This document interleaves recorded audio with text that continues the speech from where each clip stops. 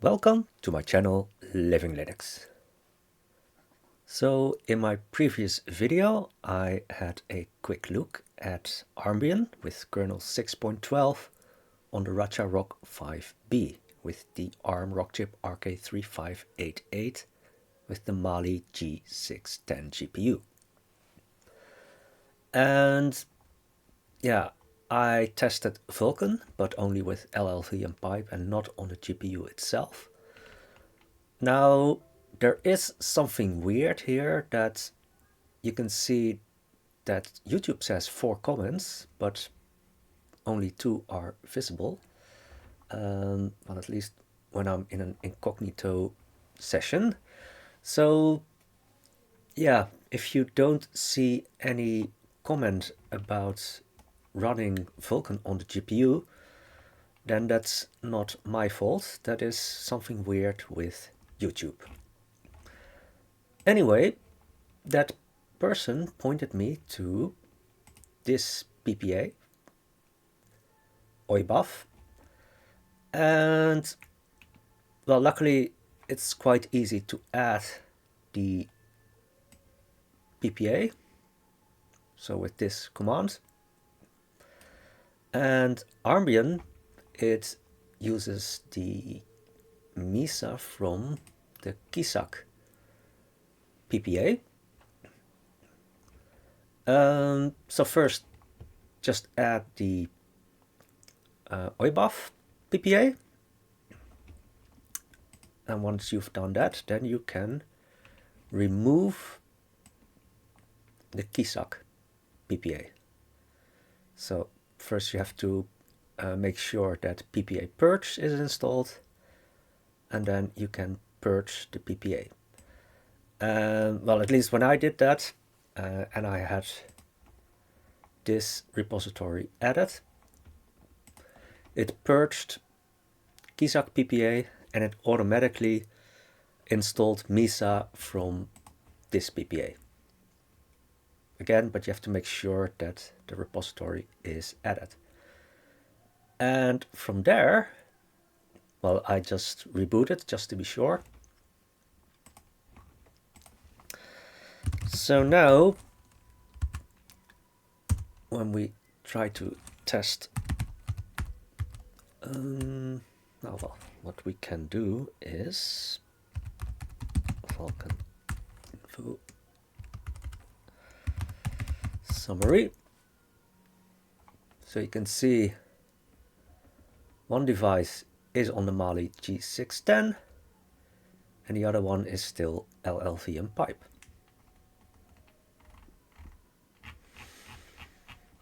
So now if we test vkQuake,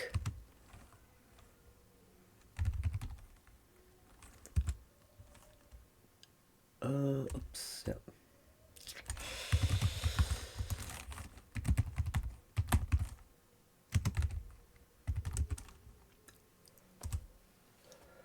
So you can see I've set it to full screen 1080p, and it claims that it even goes up to 200 frames per second. I think that is the limit. But when it's very busy in the screen,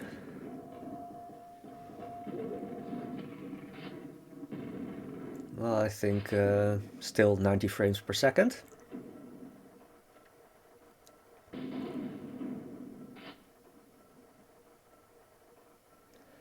So now you can see what a difference it makes when you're running Vulkan on the CPU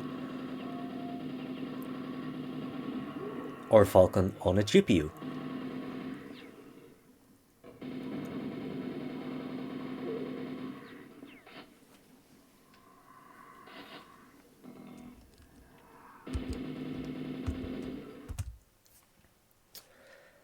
So this looks very promising. Well, we have to say that the Vulkan driver with Mesa 25, it's still in testing. It's not fully compliant yet. We can also see that with, for instance, Ether SX2.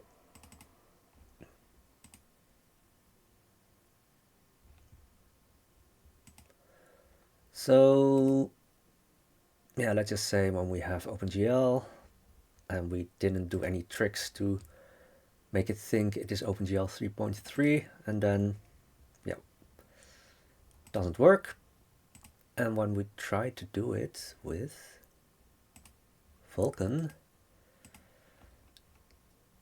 so we run on the Mali GPU and we try to run it and it crashes. So yeah, that was a bit of a bummer. But there is one more trick that we can try. We can try to run OpenGL through Zink, so OpenGL on Vulkan. So if we do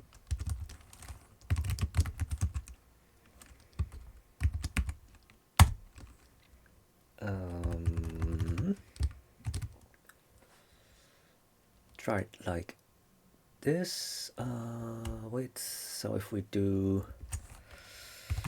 glx info, then you can see 3.1.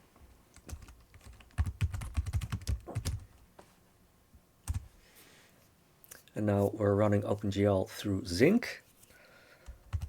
Yeah, here you can see that the Vulkan implementation is for testing use only. It's not fully conformant yet. And that means that, well, at least with glx info, I don't get any meaningful output. But we can still try to start EtherSX2. Now there is a performance penalty when you're running OpenGL through Zink. So again, here we go to OpenGL and I've set it back to the native resolution. But still we can't get, or at least on the Radxa Rock 5B at the moment, I don't get 60 frames per second. But it does render better than before.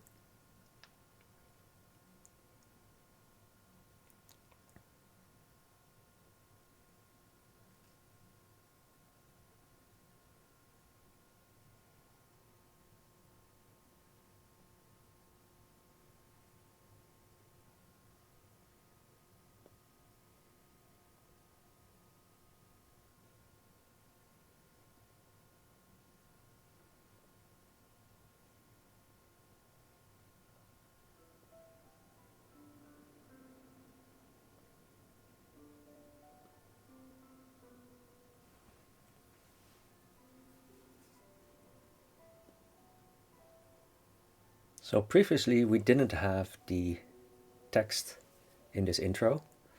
So now running OpenGL through Zink, we do get to see the text.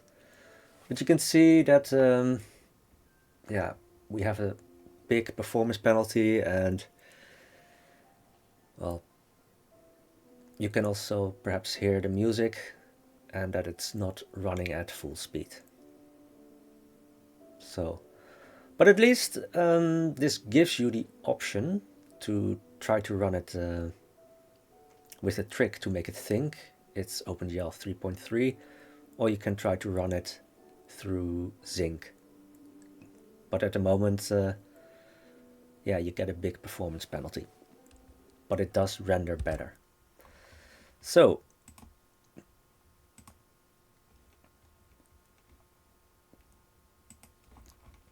one other thing that we can try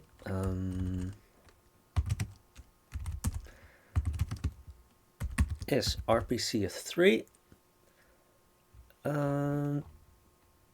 So also here, if we try RPCF3,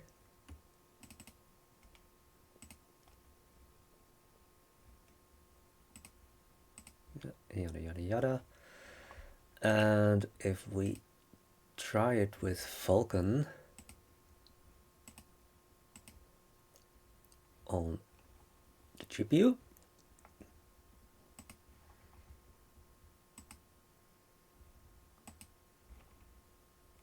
and we try to run it,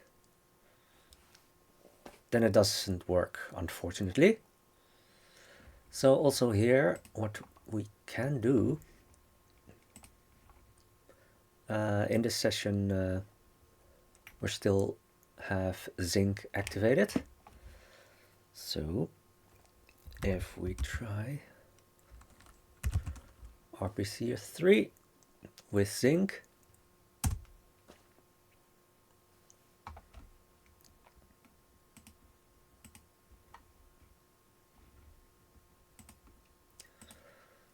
so now if we try with OpenGL,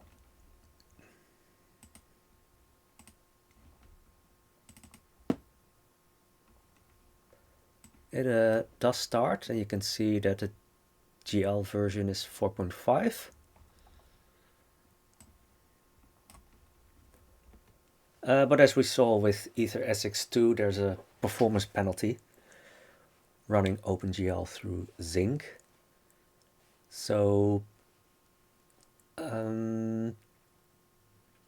it has better compatibility. I was able to sort of get to gameplay, but the rendering was incomplete, so it wasn't really visible what was happening, and it was also very slow.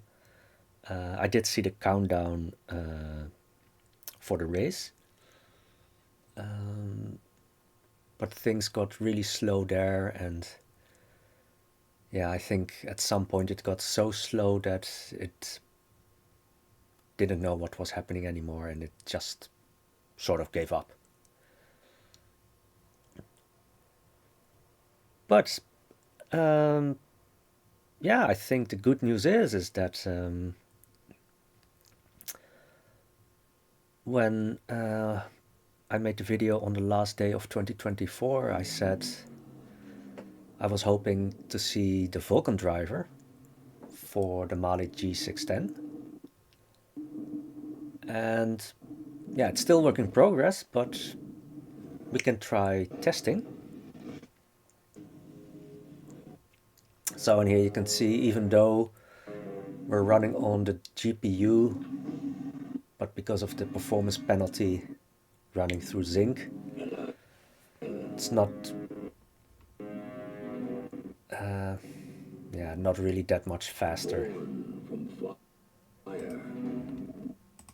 than running Vulkan through LLVM pipe. But again, the good thing is that now we have more options, and